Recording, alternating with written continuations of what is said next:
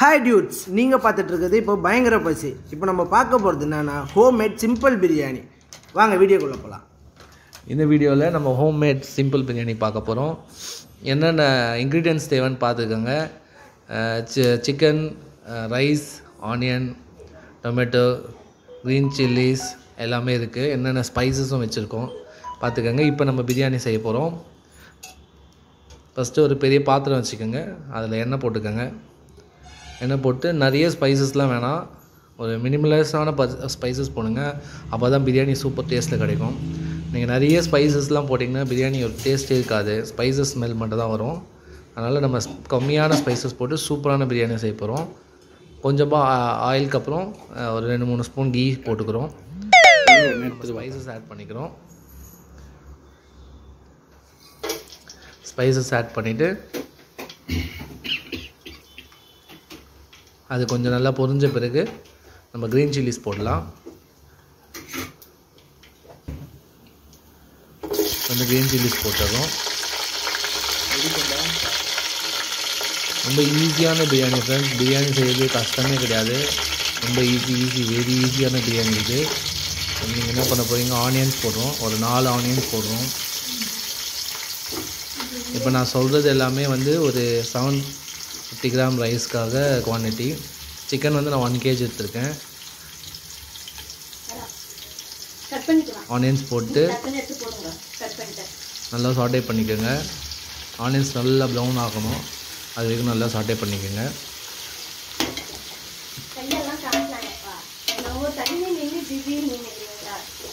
நம்ம வாய்ஸ் எதுவுமே போகிறோம் பாருங்க ஃப்ரெண்ட்ஸ். நம்ம சேனலில் நிறைய ரெசிபிஸ் வீடியோஸ் போட போகிறோம்.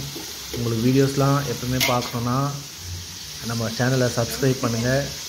சப்ஸ்கிரைப் பண்ணிட்டு பக்கத்தில் இருக்க பெல் பட்டனையும் ப்ரெஸ் பண்ணிக்கோங்க. நல்லா இருக்கான்றதை கமெண்ட்டில் சொல்லுங்கள். நல்லா இருந்தால் பிடிச்சா எல்லாத்தையும் கமெண்ட்டில் சொல்லுங்கள். புது சேனல் நம்ம சப்போர்ட் பண்ணுங்க. இப்போ பார்த்திங்கன்னா நம்ம ஆனியன்ஸ் போட்டோம், அதை வந்து சாட்டே பண்ணுறோம். பச்சை மிளகா, நல்லா சாட்டே பண்ணிகிட்டே இருக்கோம்.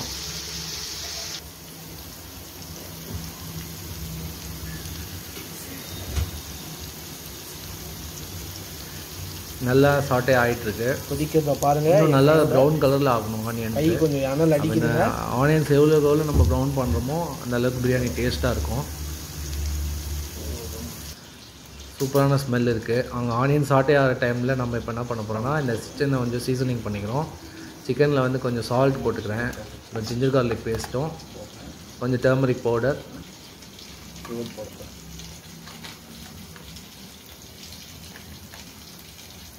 கர்ட் கொஞ்சம் போட்டுக்கிறேன்.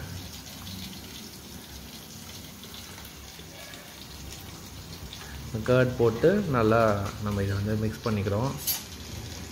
எங்கள் வீட்டில் எல்லாருக்குமே இந்த பிரியாணி பிடிக்கும். நாங்கள் அடிக்கடிக்கு செய்வோம்.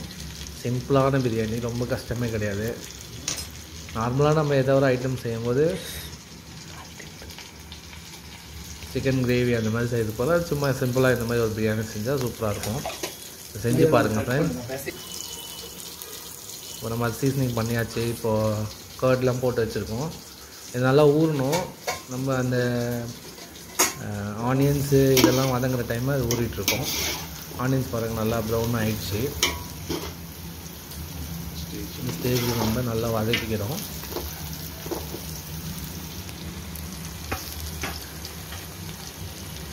செம்மையான அரோமா வருது.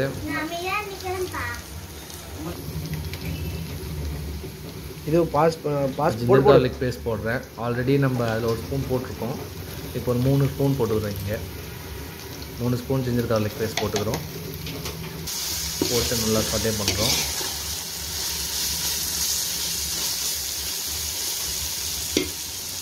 நல்லா ஜிஞ்சர் கார்லிக் பேஸ்ட் ஒரு 2-3 நிமிஷம் வதங்கணும். வதங்கினதுக்கப்புறம் நம்ம வந்து கொரியாண்டர்ஸ் போட்டுக்கிறோம். மின்ட்டு கொரியாண்டர் ரெண்டுமே போட்டுக்கிறோம். ஒரு கைப்பிடி போட்டு அதே நல்லா சாட்டே பண்ணுறோம்.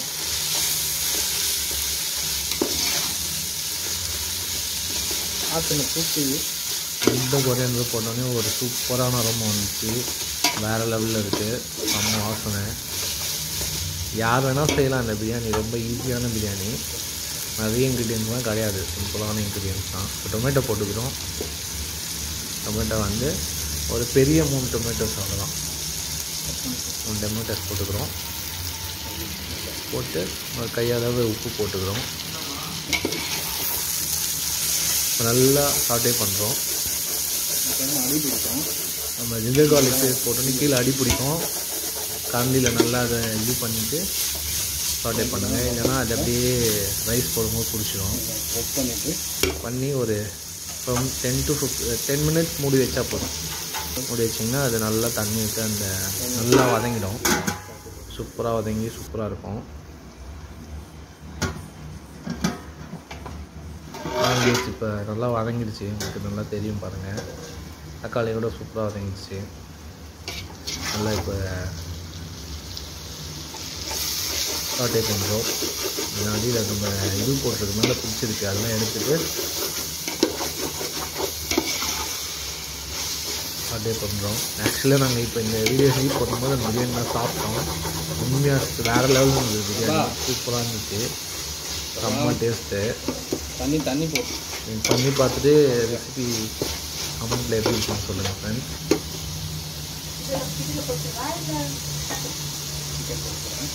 நல்லா பாருங்கள், இந்த எண்ணெய்லாம் தனியாக தெரியுது. இந்த டைமில் நம்ம சிக்கன் ஆட் பண்ணிக்கிறோம். சிக்கன் ஆட் பண்ணிவிட்டு ஒரு நல்லா அதில் ஆல்ரெடி நம்ம உப்புலாம் போட்டோம். உப்புலாம் போட்டனால சிக்கன் நல்லா உப்பு ஏறணும். அதனால நல்லா நம்ம அது கூட மிக்ஸ் பண்ணி விடுறோம்.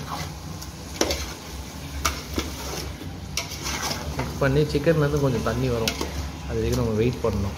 ஒரு போட்டுட்டு ஒரு 5 மினிட்ஸ் மூடி வச்சோன்னா சிக்கன்லேருந்து நல்லா சூப்பராக தண்ணி வந்துடும். அதுலேயே கொஞ்சம் சிக்கன் வேகும். அதுக்கப்புறம் நம்ம ஸ்பைசஸ்லாம் ஆட் பண்ணிக்கலாம். மூடி வச்சுட்டோம். இப்போ பாருங்கள் தண்ணி நல்லா வந்துச்சு. சிக்கன்லேருந்து தண்ணி வந்து உங்களுக்கு பார்த்தாலே தெரியுது பாருங்கள். தண்ணி பாருங்கள், சிக்கன் தண்ணி. நம்ம எந்த தண்ணியும் போடல. நல்லா அதை வந்து மிக்ஸ் பண்ணிவிட்டு நல்லா அதில் இருக்க உப்பு ஆல்ரெடி நம்ம போட்ட மினிமலான ஸ்பைசஸோட இது நல்லா இறங்கியிருக்கும். நல்லா வதக்கி விடுங்க.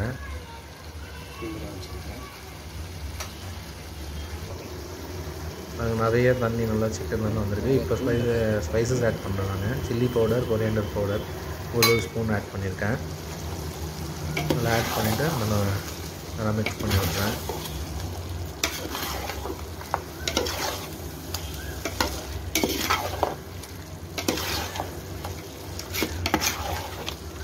நல்லா மிக்ஸ் பண்ணி வச்சுருங்க.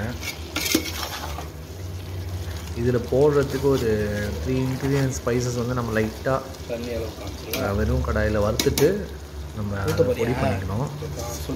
அது வேறு லெவலில் இருக்கும். இந்த ஸ்பைஸ் போட்டால் தான் பிரியாணி சூப்பராக இருக்கும். இதில் ஒரு இது தண்ணி நான் ரைஸ் எடுத்துருக்கேன். இதுதான் இந்த பிரியாணி ஸ்பைஸு.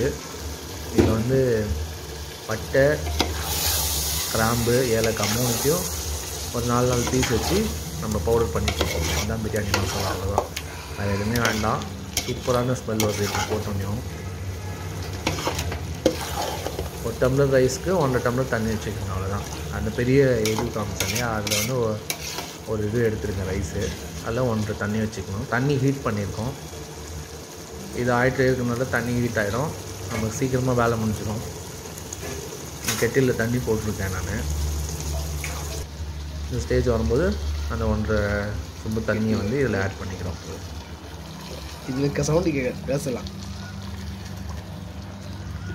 தண்ணி ஆட் பண்ணி ஒரு 5 மினிட்ஸ் கொதிச்சா போதும். அப்புறம் ரைஸ் போட்டு மூடி வச்சா நம்ம பிரியாணி ரெடி ஆகிடுச்சு. ஒரு 20 மினிட்ஸ்லேயே எல்லாம் முடிஞ்சிடும். எல்லாம் நம்ம ப்ரிப்பேர் பண்ணி வச்சுக்கிட்டா போதும். வெஜிடபிள்ஸ் எல்லாம் ப்ரிப்பேர் பண்ணி வச்சுட்டு ஒரு 20 மினிட்ஸ்லேயே முடிச்சிடலாம். 20 to 25 மினிட்ஸ் தான் ஆகும். இப்போ நாங்கள் அரிசி போட போகிறோம். தண்ணி நல்லா கொதிச்சிச்சு. நான் ரைஸ் போடுறேன். அது ஒன்றும் இல்லை, அது மின்ட் இலை இருக்குது, அதை எடுத்து போடுறேன். போட்டாச்சு. ரைஸை போட்டு ரைஸை வந்து நான் ஒரு 1/2 hour பிஃபோரே ஊற வச்சுட்டோம். இந்த மாதிரி அப்படியே ஒரு 5 மினிட்ஸ் மூடி வச்சிடலாம்.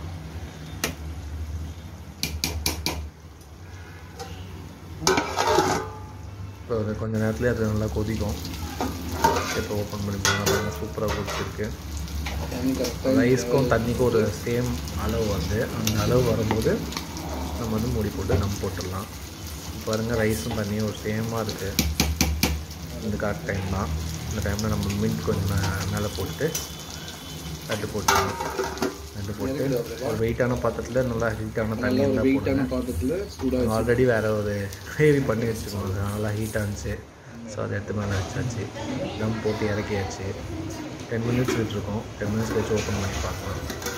அங்கே சூப்பரான பிரியாணி வேறு லெவலாக ரொம்ப இருக்குது. கீழே எங்கேயுமே ஒட்டலை பாருங்கள், அடியும் பிடிக்கல. செம்மையாக ஜூஸியாக இருந்துச்சு. சிக்கன் நல்லா ஜூஸியாக இருந்துச்சு பிரியாணியில். ரைஸும் உடையாமல் இருக்குது பாருங்கள். கஷ்டமே இல்லை இந்த பிரியாணி. Very simple. வீடியோ உங்களுக்கு பிடிச்சிருக்கோன்னு நினைக்கிறேன். பிடிச்சிருந்தால் சப்ஸ்கிரைப் பண்ணுங்கள், லைக் பண்ணுங்கள், கமெண்ட் பண்ணுங்கள், ப்ளஸ் ஆர் மைனஸ் சொல்லுங்கள்.